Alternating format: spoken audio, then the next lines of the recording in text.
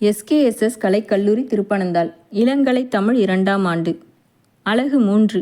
4000 திவ்ய பிரபந்தம். தொண்டரடி பொடியாழ்வார் அருளிய திருப்பள்ளி எழுச்சி. பச்சை மாமலை போல் மேனி பவளவாய் கமலச் செங்கண் அச்சுதா அமரர் ஏரே ஆயர்தம் கொழுந்தே என்னும் புகழ்பெற்ற பாடலை பாடிய தொண்டரடி பொடியாழ்வார் கும்பகோணத்துக்கு அருகிலுள்ள திருமண்டகுடி என்ற ஊரில் மார்கழி மாதம் கேட்டை நட்சத்திரத்தில் அவதரித்தார். ஸ்ரீரங்கத்தில் பள்ளி கொண்டிருக்கும் பெரிய பெருமாள் ரங்கநாதருடைய பரம பக்தர். அரங்கனை பாடிய வாயால் இன்னொரு பெருமானை பாடமாட்டேன் என்கின்ற இவர் 108 திவ்ய தேசங்களில் தலைநகரமாக இருக்கக்கூடிய ஸ்ரீரங்கத்தை மட்டும்தான் பாடுவார். ஸ்ரீரங்கநாதனையே பாடுவார். அப்படி ஒரு ஏகாந்த பக்தி, ஆழ்ந்த பக்தி ரங்கநாதனிடத்திலே கொண்டவர்தான் இந்த தொண்டரடி பொடியாழ்வார். அந்த ரங்கநாதனுக்கு நந்தவன தோட்டம் அமைத்து அதிலே பூச்செடிகளை வளர்த்து அந்த புஷ்பங்களை மாலையாக தொடுத்து மாலை சமர்ப்பித்தல் புஷ்ப கைங்கரியம் ரங்கநாதனுக்கு எப்போதும் பெருமாளுக்கு செய்தவர்தான் இந்த தொண்டரடி பொடியாழ்வார். கூடையும் கையுமாகத்தான் இருப்பாராம். இந்த ஆழ்வார்கள் வரிசையிலே துளசி மாலை பூமாலை நிறைந்த கூடையோடு யார் இருக்கிறார்களோ அவர்தான் தொண்டரடி பொடியாழ்வார் என கண்டுபிடித்து விடலாம். இவர் 2 பிரபந்தம் பாடினார். 2மே ரங்கநாதனுக்காக பாடினார். ஒன்று திருமாலை, மற்றொன்று திருப்பள்ளி எழுச்சி. திருப்பள்ளி எழுச்சி என்பது என்னவென்றால், பகவான் ரங்கநாதரை காலையில் துயில் எழுப்புவதற்காக தொண்டரடி பொடியாழ்வாரால் பாடப்பெற்றதுதான் இந்த திருப்பள்ளி எழுச்சி பாசுரம். ராஜரிஷி விஸ்வாமித்திரர் ராமரை தாடகாவதம் பண்ணுவதற்காக வேண்டி சித்திராசிரமத்திற்கு கூட்டிட்டு போறாராம். ராமர் ரொம்ப சின்ன வயசுலேயே விஸ்வாமித்திரரோட ஆசிரமத்திற்கு போயிட்டார் இல்லையா? அப்போது அவர் தந்தை தசரதர் விஸ்வாமித்திரர்கிட்ட சொல்கிறாராம், விஸ்வாமித்திரரே, என் குழந்தை ரொம்ப சின்னவன், சீக்கிரமே தூங்கிடுவான். அந்த செந்தாமரை கண்ணன், அவனை பத்திரமாக பார்த்துக்கோங்கோ அப்படின்னு சொன்ன உடனே விஸ்வாமித்திரர் தன் கண்காணிப்பில் ராமர் இருக்காருங்கிற ஒரே காரணத்துக்காக காலையில் ராமரை துயிலெழுப்ப வேண்டி அவர் பாடியதுதான் கௌசல்யா சுப்ரஜா ராமபூர்வா சந்தியா பிரவர்த்ததே என்ற சுப்ரபாதம். இந்த வித்தியாசமான வழக்கம், அதாவது கடவுளை தூங்கச் செய்வதும் அதிகாலை எழுப்புவதும் தமிழ்நாட்டில் இந்து கோயிலில் இப்போது புழங்கி வருகிறது. இந்த திருப்பள்ளி எழுச்சியில் ஒவ்வொரு பாசுரத்திலையும் ஆழ்வார் ரங்கநாத பெருமாளை அரங்கத்தம்மா அரங்கத்தம்மா என்று தன்னுடைய குழந்தை எழுப்புகிற மாதிரி எழுப்புகிறார். தொண்டரடி பொடியாழ்வார் அருளிய திருப்பள்ளி எழுச்சியில் காலை பொழுது விடிவதை வெகு இயல்பாக நம் கண்முன் காட்சிப்படுத்தும் இப்பாசுரங்களில் முதல் பாசுரம். கதிரவன் குணதிசை சிகரம் வந்து அணைந்தான், கன இருள் அகன்றது காலையும் பொழுதாய், மது விரிந்து ஒழுகின மாமலர் எல்லாம், வானவர் அரசர்கள் வந்து வந்து ஈண்டி எதிர்த்திசை நிறைந்தனர் இவரோடும் புகுந்த, இருங்களிற் சீட்டமும் பிடியொடு முரசும் அதிர்தலில் அலைகடல் போன்றுள்ளது எங்கும் அரங்கத்தம்மா பள்ளி எழுந்தருளாயே என்கிறார். இதன் பொருள் என்னவென்றால், கதிரவன் என்றால் சூரியன், குணதிசை என்றால் கிழக்கு திசை. சூரியன் கிழக்கு திசையில் உதயகிரி மலை மேல் தோன்றிவிட்டான். இருள் அகன்று காலை பொழுது விடிந்து விட்டது. இந்த காலை பொழுதினிலே மலர்களிலெல்லாம் தேன் ஒழுக ஆரம்பித்து விட்டது. வானவர்களும் தேவாதி தேவர்களும் அரசர்களும் உன் முக தரிசனத்துக்காக எதிரே நிற்கின்றனர். இவர்கள் மட்டுமல்ல, இவர்களுடன் வந்த ஆண் யானைகள் பெண் யானைகள் பிளிரும் சப்தமும் முரசு அதிர்வதும் கடல் ஆர்ப்பரிக்கும் போது உள்ள ஓசை போல் கேட்கிறது. ஆகவே அரங்கத்தம்மா பள்ளி எழுந்தருளாயே என்கிறார். பாசுரம் 2. கொழுங்குடி முல்லையின் கொழுமலர் அணவி கூர்ந்தது குணதிசை மாருதம் இதுவோ, எழுந்தன மலரணை பள்ளிகொள் அன்னம், ஈன்பனி நனைந்த தம் இரும் சிறகு உதறி விழுங்கிய முதலையின் பிளம்புரை பேழ்வாய், வெள் எயிருற அதன் விடத்தினுக்கு அணுங்கி அழுங்கிய ஆணையின் அருந்துயர் கெடுத்த அரங்கத்தம்மா பள்ளி எழுந்தருளாயே. இதன் பொருள், கிழக்கிலிருந்து வீசும் காற்று மனத்தை கவர்ந்து கொண்டு வீசுகிறது. மலர் படுக்கையில் படுத்திருந்த அன்னப்பறவைகள் பனி பொழிவால் நனைந்த தம் சிறகுகளை உதறுகின்றன.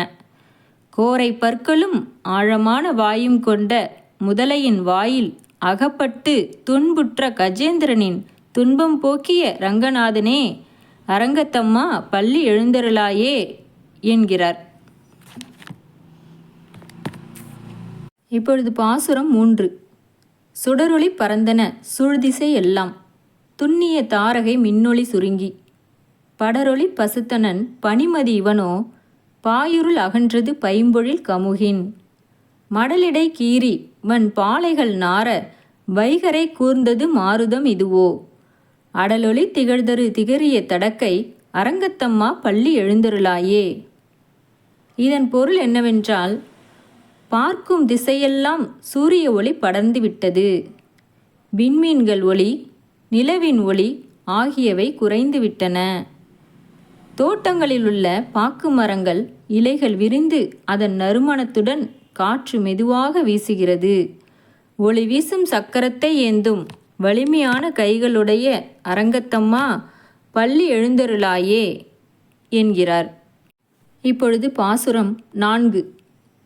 மேட்டில மேதிகள் தலைவிடும் மாயர்கள், வேங்குழல் ஓசையும் விடைமணி குரலும், ஈட்டிய இசை திசை பரந்தன வயலுள், இருந்தின சுரும்பினம் இலங்கையர் குலத்தை, வாட்டிய வரிசிலை வானவர் ஏரே, மாமுனி வேள்வியை காத்து அவபிரதம், ஆட்டிய அடுதிரல் அயோத்தியம் அரசே, அரங்கத்தம்மா பள்ளி எழுந்தருளாயே. இதன் பொருள், எருமை மாடுகளை மேய்ச்சலுக்கு அவிழ்த்துவிடும் இடையர்களின் புல்லாங்குழல் ஓசையும், மாடுகள் கழுத்தில் கட்டிய மணிகளின் ஓசையும், வயல்களில் பாடும் வண்டுகளின் ஓசையும் கேட்கின்றன. விஸ்வாமித்திரர் செய்த 6 நாள் வேள்வியை காத்து பின் நதியில் குளித்து எழுந்த அயோத்தியின் அரசனே, அரங்கத்தம்மா பள்ளி எழுந்தருளாயே என்பதாகும். பாசுரம் 5. புலம்பின புட்களும் பூம்பொழில்களின் வாய், போயிற்று கங்குல் புகுந்தது புலரி, கலந்தது குணதிசை கனைக்கடல் அரபம், களிவண்டு மிழற்றிய கலம்பகம் புனைந்த, அலங்கலந்தொடையில் கொண்டு அடியினை பணிவான், அமரர்கள் புகுந்தனர் ஆதலில் அம்மா, இலங்கையர்கோன் வழிபாடு செய் கோயில், அரங்கத்தம்மா பள்ளி எழுந்தருளாயே என்ற பாடலின் பொருளானது, மலர்ச்சோலைகளில் வசிக்கும் பறவைகள் சத்தமிடுகின்றன. இருள் அகன்று காலை பொழுது புலர்ந்துவிட்டது. கிழக்கு கடலின் ஓசை கேட்கிறது.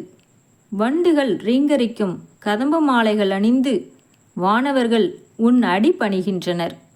இலங்கை அரசன் விபீடனன் வணங்கிய கோயிலுள்ள அரங்கத்தம்மா பள்ளி எழுந்தருளாயே என்கிறார்.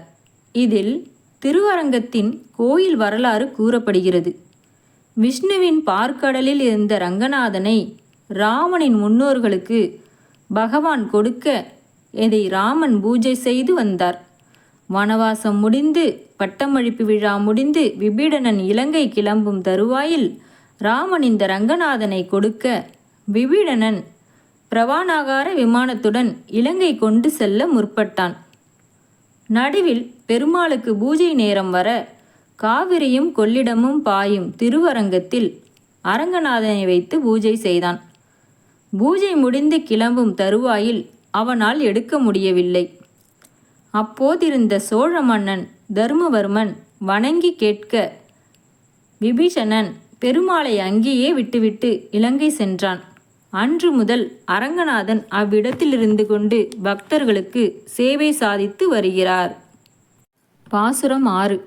இரவியர் மணிநெடும் தேரோடும் இவரோ, இறையவர் 11 விடையரும் இவரோ, மருவிய மயிலினன் அருமுகன் இவனோ, மருதரும் வசுக்களும் வந்து வந்து ஈண்டி, புரவியோடு ஆடலும் பாடலும் தேரும், குமரதண்டம் புகுந்து ஈண்டிய வெள்ளம், அருவரை அணைய நின் கோயில் முன் இவரோ, அரங்கத்தம்மா பள்ளி எழுந்தருளாயே. இதன் பொருள் என்னவென்றால், காலை வேளையில் அரங்கன் கோயில் வாசலில் யார் யாரெல்லாம் வந்து குழுமியுள்ளனர்? சூரியன் தன் தேருடன் நிற்கிறான். சம்சாரிகளின் இறைவனான 11 ஏகாதச ருத்ரர்கள், மயில் மீது அமர்ந்த முருகன், 49 காற்று கடவுள்களும் அஷ்டவசுக்களும், குதிரைகளோடு ஆடி பாடி வரும் முருகனின் தேவதைகள், இவை யாவும் மலைபோல் விமானமுள்ள உன் கோயில் வாசலில் நிற்கின்றனர். எனவே அரங்கத்தம்மா பள்ளி எழுந்தருளாயே. இப்பொழுது பாசுரம் 7.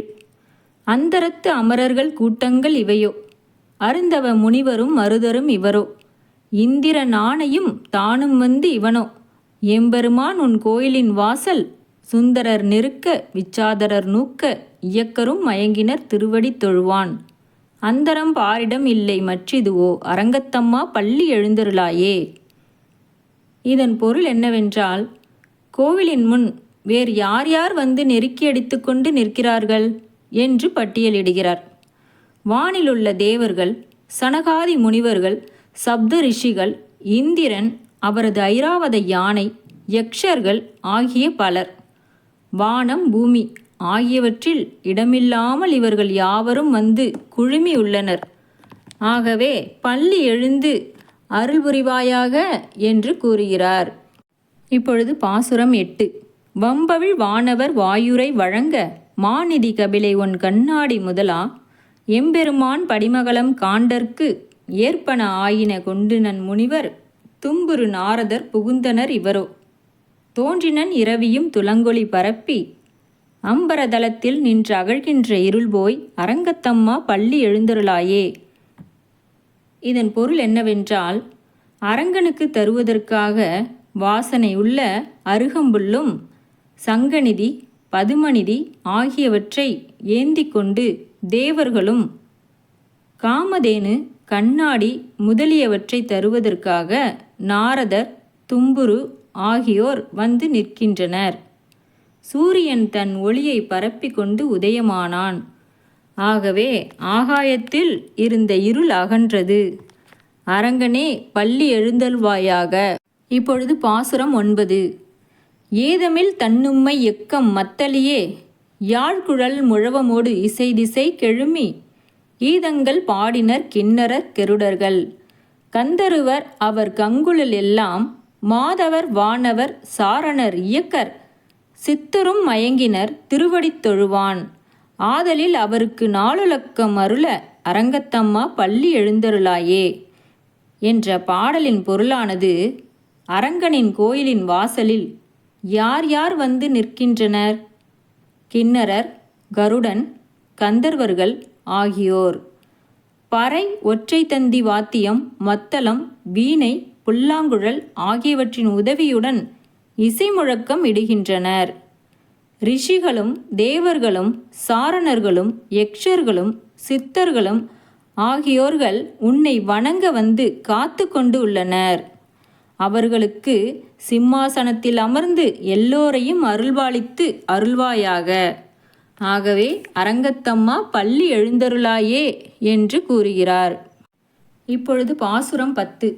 கடிமலர் கமலங்கள் மலர்ந்தன இவையோ, கதிரவன் கனைக்கடல் முளைத்தனன் இவனோ, துடியிடையார் சுழிகுழல் பிழிந்துதறி, துகிலுடுத்து ஏறினர் சூழ்புணல் அரங்கா, தொடையொத்த துவளமும் கூடையும் பொழிந்து, தோன்றிய தோல் தொண்டரடி பொடி என்னும் அடியனை அழியன் என்று அருளி உன் அடியார்க்கு ஆட்படுத்தாய் பள்ளி எழுந்தருளாயே என்ற பாடலின் பொருளானது, காவிரியால் சூழப்பட்ட திருவரங்கனே, தாமரைகள் மலர்ந்தன, சூரியன் உதித்து விட்டான், துடியடை கொண்ட பெண்கள் காவிரியில் குளித்து நனைந்த முடியை பிழிந்து உதறிவிட்டு தன் ஆடைகளை அணிந்தனர்.